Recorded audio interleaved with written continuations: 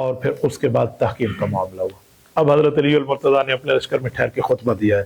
یہ خطبہ اہل تشیع کی کتاب نہج البلاغہ میں بھی ہے، اہل سنت کی کتابوں میں بھی ہے۔ میں حضرت علی کا خطبہ پیش کرتا ہوں، سنو حضرت معاویہ کے لیے حضرت علی کا خیال کیا ہے۔ حضرت علی المرتضیٰ کھڑے ہوئے اور حضرت علی المرتضیٰ نے یہ بات ارشاد فرمائی، فرمایا اے لوگو یاد رکھنا معاملہ ہے کیا۔ اب یہ نہج البلاغہ خطبہ نمبر 206 ہے۔ حضرت علی المرتضیٰ فرماتے ہیں من کلام علی رضی اللہ عنہ وقد سمع قوما من اصحابی یسبون اہل الشام ایام حربہم بصفین انی اکرہ لکم ان تکونوا سبابین۔ فرمایا میں تم میں سن رہا ہوں تم لوگ حضرت معاویہ رضی اللہ تعالیٰ عنہ کے خلاف اس طرح کا جملہ کہہ رہے ہو اور حضرت معاویہ رضی اللہ تعالیٰ عنہ کے خلاف کوئی غلط بات کر رہے ہو۔ یہ حضرت علی المرتضیٰ رضی اللہ تعالیٰ عنہ ایک بات فرما لیں، فرمایا میں یہ بات ناپسند کر رہا ہوں کہ تم گالیاں والے بن رہے ہو، تمہیں گالیاں والا نہیں بننا چاہیے، تمہیں حجت کے ساتھ معاملہ چلانا چاہیے۔ بہرحال یہ معاملہ ایسے ہی چلا، چلتے چلتے جب معاملہ اس کی طرف گیا تحکیم کی طرف، تو تحکیم 2-3 ماہ بعد ہوئی ہے، 6 ماہ بعد ہوئی ہے بعض روایات میں، لیکن معاملہ کسی جگہ چل نہ سکا۔ اس کے بعد جب تحکیم کی باتیں بھی کچھ ناکامی کی طرف پہنچی تو صحابہ کرام رضی اللہ عنہ اجمعین میں یہ تشویش چل رہی تھی کہ یار یہ کیا معاملہ چل رہا ہے، اب کیا کریں۔ یہاں اب 2 قسم کی روایات ہیں، یہ دونوں روایات میں آپ کی خدمت میں رکھتا ہوں۔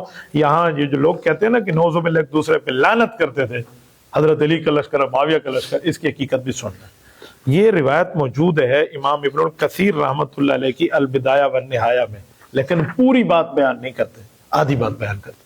میں پوری آپ کو سناتا ہوں، میں تو اس روایت کو غلط مانتا ہوں، آگے اس پر تبصرہ بھی ہے امام ابن کثیر کا، صحیح نہیں ہے، لیکن جو غلط ہے وہ پوری سن لیں کہ یہ تبرہ اور ایک دوسرے پہ گالی دینا کیا تھا۔ یہ ابو مخنف لوط ابن یحییٰ رافضی راوی کی روایت ہے، جھوٹی روایت ہے۔ وہ کہتے ہیں ان علی لما بلغوا ما فعل عمر وكان يلعن في قنوت معاویہ وعمر بن عاص وابو الاعور السلمی وحبیب بن مسلمہ وزحاق بن قیس وعبد الرحمن بن خالد ابن ولید والولید وعقبہ۔ کہ جب حضرت علی کو پتہ چلا تحکیم کی ناکامی کی طرف معاملہ جا رہا ہے تو حضرت علی نماز میں کہتے ہیں اللہ لعنت کر معاویہ پہ اور عمر بن عاص پہ اور ابو الاعور پہ اور زحاق پہ اور فلاں فلاں، نعوذ باللہ صاحب۔ حضرت علی لعنتیں کر رہے تھے، حضرت علی تو ایسا نہیں، یہ ان پہ الزام ہے۔ اور کہا کہ جب یہ لعنت حضرت علی کا کرنے والا معاملہ معاویہ تک پہنچا، فلما بلغ ذلك معاویہ، جب حضرت معاویہ پہنچا، کان یلعن فی قنوت علی وحسن وحسین وابن عباس والاشتر النقی، کا پھر حضرت معاویہ نے بھی شروع کر دیا، وہ نعوذ باللہ حضرت علی پہ لعنت کرتے، امام یاسین، امام حسین، عبداللہ بن عباس پہ کرتے، اشتر نقی پہ بھی کرتے۔ امام ابن الکثیر نے روایت لکھ کے آگے لفظ لکھا ہے، کہتے ہیں ولا یصح ھذا، ہمارے نزدیک یہ بات غلط ہے۔ اصل معاملہ یہ ہے، لعنتوں کی بات سنانے والے اس طرح ہوتے ہیں۔ حضرت امام حسن کل حضرت معاویہ کی بیعت کر رہے ہیں، صلح کر رہے ہیں، حضرت امام حسین بیعت کر رہے ہیں، صلح کر رہے ہیں، حضرت عبداللہ بن عباس حضرت علی حضرت معاویہ کی صلح میں بیٹھے ہیں، گواہ بن رہے ہیں، تو وہ ایک دوسرے پہ لعنت کرنے والے تھے، وہ تو رحماء بینہم تھے۔ لہذا اس روایت کو ہم غلط سمجھتے ہیں، لیکن اگر لعنت کی بات بھی لوگ کرتے ہیں تو پوری بات کریں۔